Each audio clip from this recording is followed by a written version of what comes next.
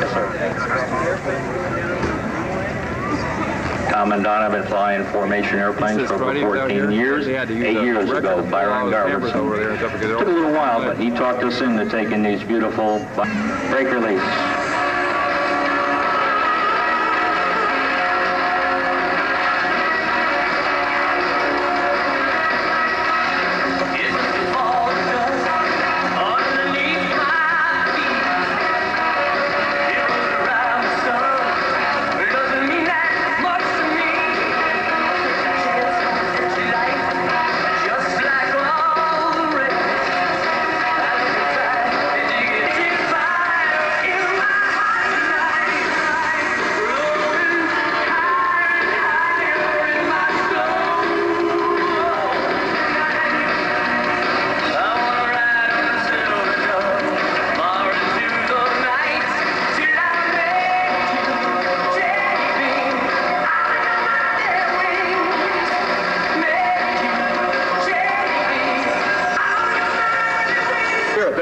Falling at a speed of 120 miles per hour. It is a rush. Here's what you get on the descent. The rush of air going past your ears. The sensations are wild. And then you deploy the canopy. And within about a 5-second to 7-second time period, the speed goes from 120 down to about 28. It gets very serene and very quiet and very peaceful under the canopy. And the world slows down tremendously. Now again, as you see the descent, you will see many different color patterns on these canopies. It is purely up to the owner of the canopy which scheme that they want. Square in design, much like the wing of an airplane. It allows for something that couldn't be done years ago with the round chutes, and that's called canopy relative work. They have set records by stacking, doing what we call the canopy stack. One jumper above the other, actually with his feet in the risers, stacking up 5, 6, 7, 8, 9, 10, 11, 12, 13, 14. Closest to us is the right wingman, and Eagle number 2. He's Tom Poborezny. The aircraft farthest away is Gene Soucy. He's Eagle number 3. This is their dynamic opening. If you have a camera, keep it on the Eagles, as right at Airshow Center, Charlie Hillard will call for the split and the opening snap. Now, as they regroup, let me tell you a little bit about this great team. The man to the Oscar or Emmy Award. Ladies and gentlemen, from the right, your team leader, Charlie Hillard. Now, as they sit up there doing a maneuver that makes me serious, because it looks so easy, but is so difficult to do. The formation barrel roll. No two throttles are at the same setting as they go around this barrel, and manage to hold that very tight V formation.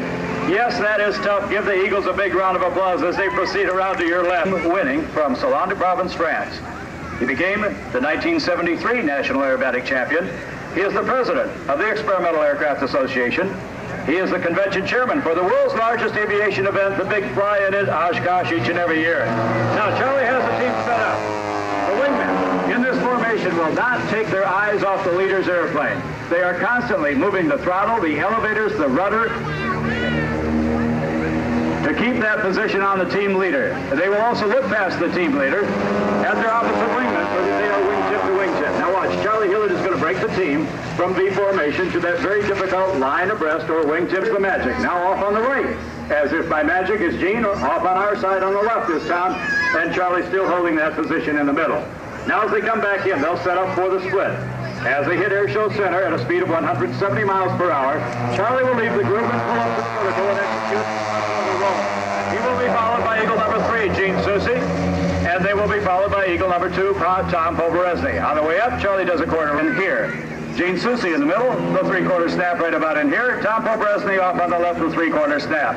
Now, as they are in series, they'll be doing an in-series loop in Iron Eagle 3, and the 1988 winner of the very prestigious and lucrative Baron Hilton Masters of Aerobatic Flight, where he took home a big cash prize, becoming the best pilot and the winner of that Masters tournament, where you must be a past national or world champion to even participate.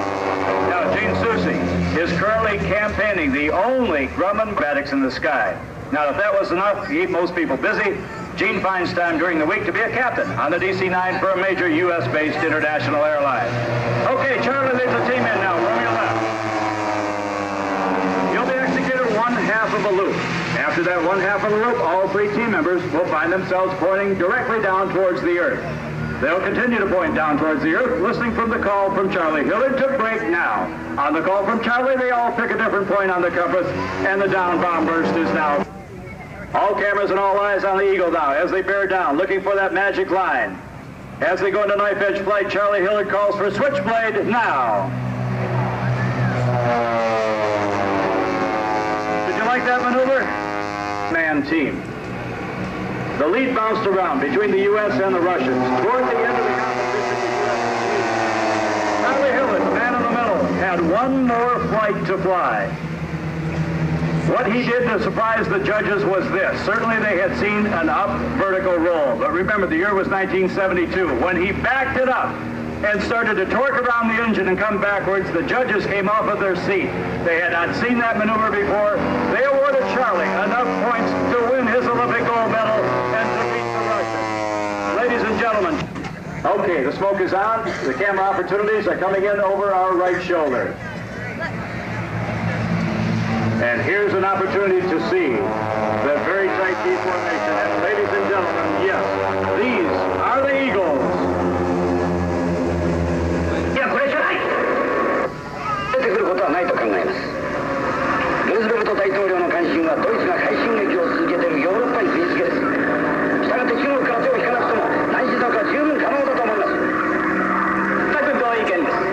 現に平安出動は欧州戦線に兵を送るために東南アジアから徹底している状態です。南方資源の宝庫は扉を開いています。今や南方進出の絶好の機会です。ハワイは日本の喉元に合気を突きつけたも同然です。やつも言うが、俺たち航空屋にとってはもってこいの長官だと。これから飛行機の時代だということをちゃんと心得ておられる。それに海軍次官からいきなり連合艦隊司令長官というのはただもんじゃない。しかしその山本次官を東京に置いておくのが危なくなったからという噂だ。